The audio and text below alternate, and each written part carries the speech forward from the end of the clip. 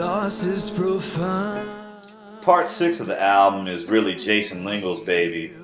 Something of a piano quartet with some dark jazz and a modern classical harmony involved.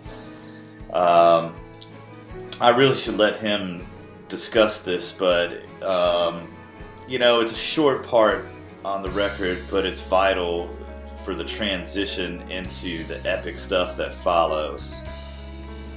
When I wrote the music for The Memory of Bleeding, it was a really stressful time for me. I was going through a lot of emotions, and there are parts of the album that the group maniacally focused on every note. There were very technical parts that we all wanted to get perfect, make sure that it grooved, but that particular part of the album I wrote in an afternoon, and it just literally flowed out. I hit the record button in Logic here in my studio and just played.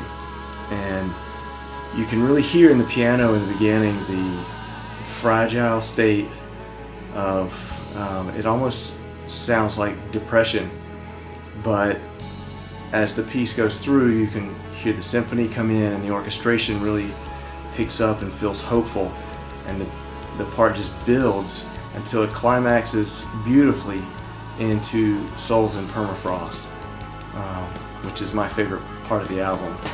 This is kind of the first opportunity Jason and I have had to collaborate post the 1996 Altura days. So I was really glad to hear when he brought his contributions to the table. More importantly, for those contributions to kind of fit Tom's vision of what we were hoping to achieve. That song, albeit very different in the scope of what Sa is, I call it necessary, and once again, collaborating with Jason and writing melodies for Jason's parts, it took me back, 18 years. The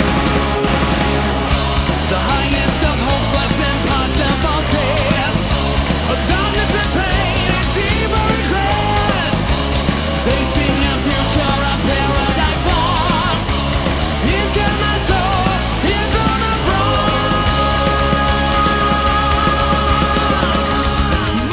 Part 7 of Sa begins with a classic Mark Zonder moment.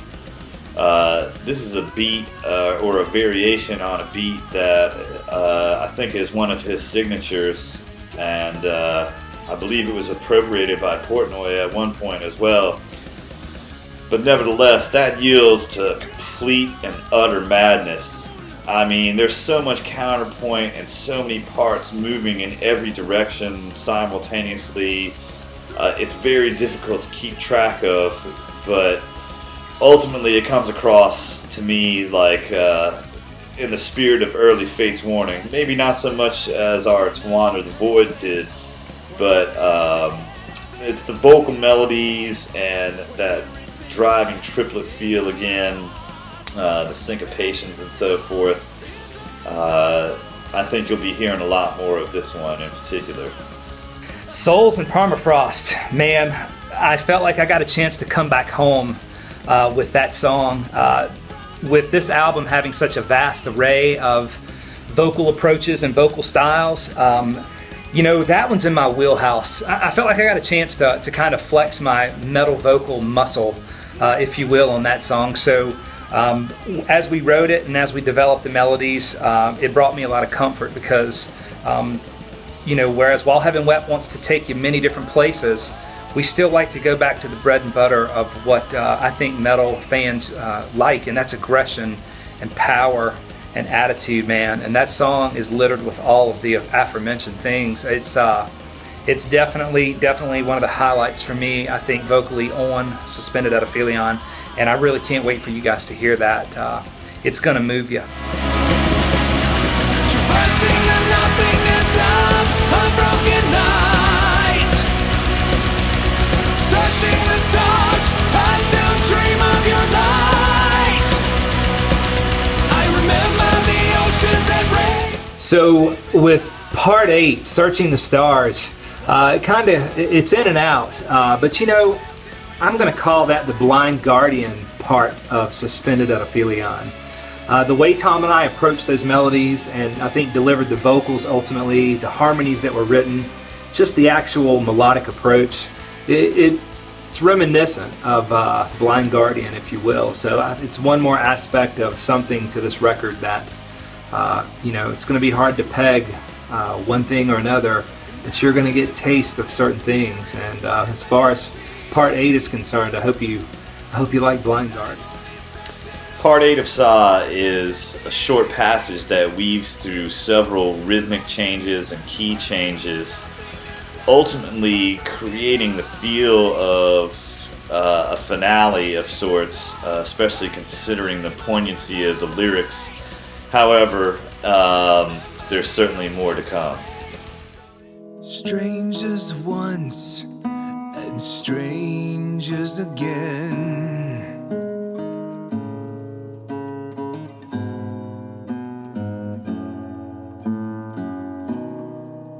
So with Part 9, Reminiscence of Strangers, I just remember that coming to me after a long weekend of pre-production work with Tom.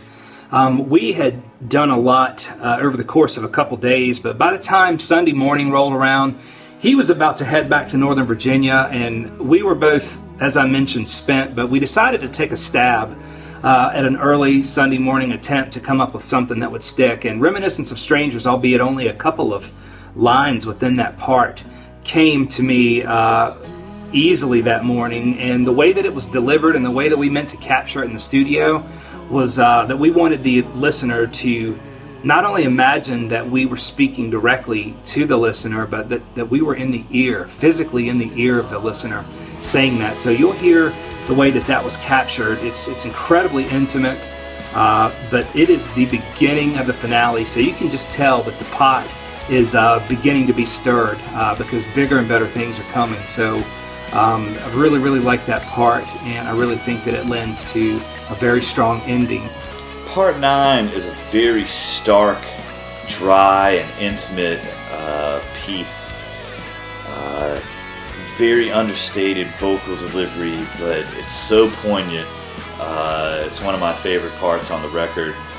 Comes across very much like a Fish-era Marillion song, something of that nature, before it builds into the classic WHILE HEAVEN WEPT type finale.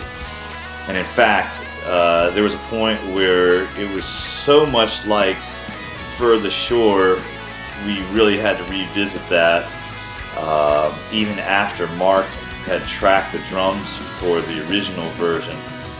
But we'll talk more about that when I get to Part 10.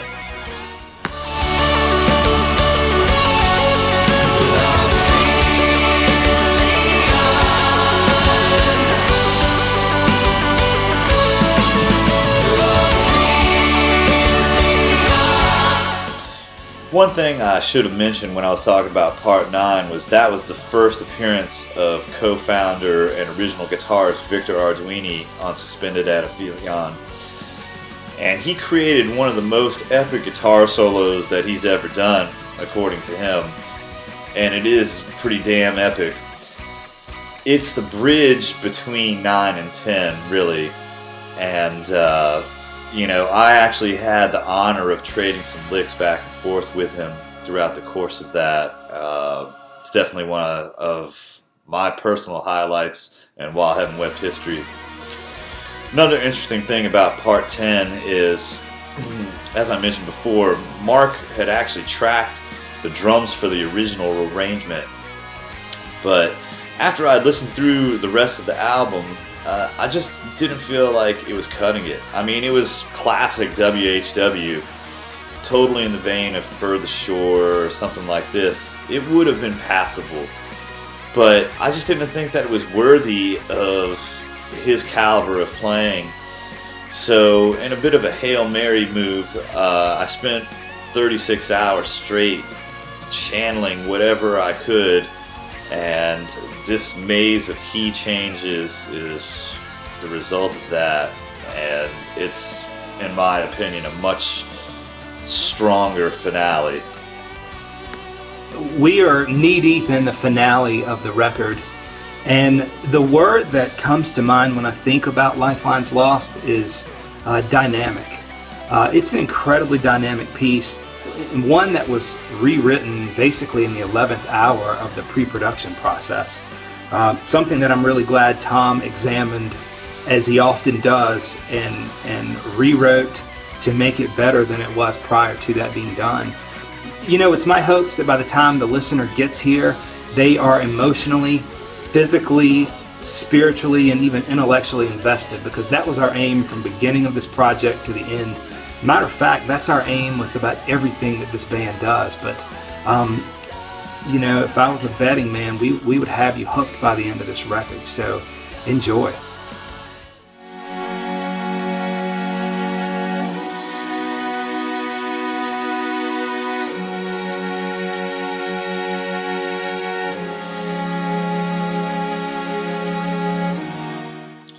Part 11 is both the end of our journey through Saw, as well as a recapitulation of a chord progression that we heard earlier in the album.